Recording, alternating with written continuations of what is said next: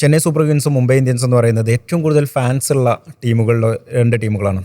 ഈ 2 ടീമുകൾ മുംബൈ ഇന്ത്യൻസിനെ സംബന്ധിച്ചിടത്തോളം പറയുകയാണെങ്കിൽ അവരെ ഈ ഒരു പ്രാവശ്യം ഈ ഒരു സീസണിൽ അവർ ആദ്യം തന്നെ പ്ലേ ഓഫ് കാണാതെ പുറത്താകുന്ന ടീമുകളിലൊന്നാണ്. ആകെ 10 മത്സരങ്ങളാണ് അവർക്ക് ജയിക്കാൻ കഴിഞ്ഞത്. 14 മത്സരങ്ങൾ കളിക്കുമ്പോൾ 10 മത്സരങ്ങൾ തോറ്റു, 4 മത്സരങ്ങളാണ് അവർക്ക് ജയിക്കാൻ കഴിയുന്നത്.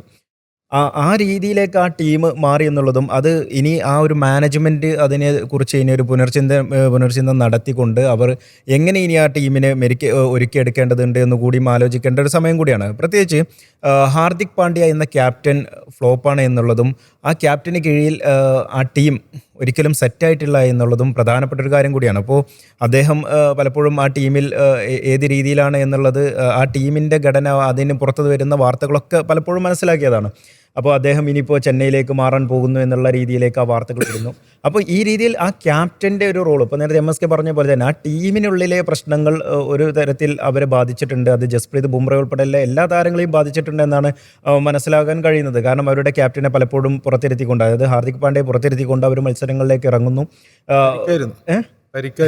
അതെ, ആ പരിക്കിൽ എത്രത്തോളം ഹാർദിക് പാണ്ഡ്യയെ സംബന്ധിച്ച് പറയുകയാണെങ്കിൽ അദ്ദേഹത്തിന്റെ ക്യാപ്റ്റൻസി ചോദ്യം ചെയ്യപ്പെട്ട് കഴിഞ്ഞു. ഈ സീസണോട് ക്യാപ്റ്റൻസി മാത്രമല്ല, അദ്ദേഹത്തെ മുംബൈ ടീമിന് ആവശ്യമുണ്ടോ എന്നതുപോലും ചർച്ചയാണ്. ഇന്ന് കഴിഞ്ഞ ദിവസം കിരൺ പൊള്ളാഡ് അവരുടെ കോച്ച് പറഞ്ഞൊരു കാര്യം എന്ന് പറയുന്നത് ഞങ്ങൾ എല്ലാ വശവും പരിശോധിക്കുമെന്നാണ്.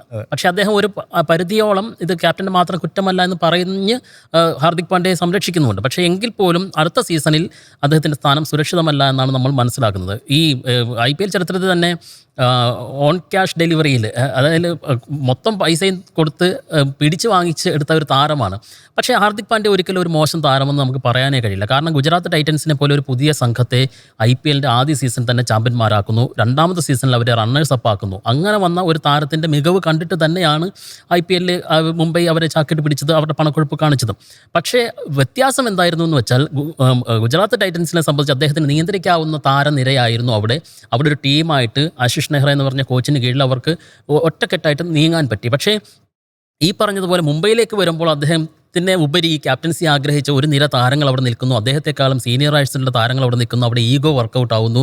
ഹാർദിക് പാണ്ഡ്യയുടെ ചില തീരുമാനങ്ങൾ, ജസ്പ്രീത് ബുംറയിൽ നിന്നും ആദ്യ ഓവർ ഏറ്റെടുക്കാനുള്ള തീരുമാനം വിമർശന വിധേയമാകുന്നു.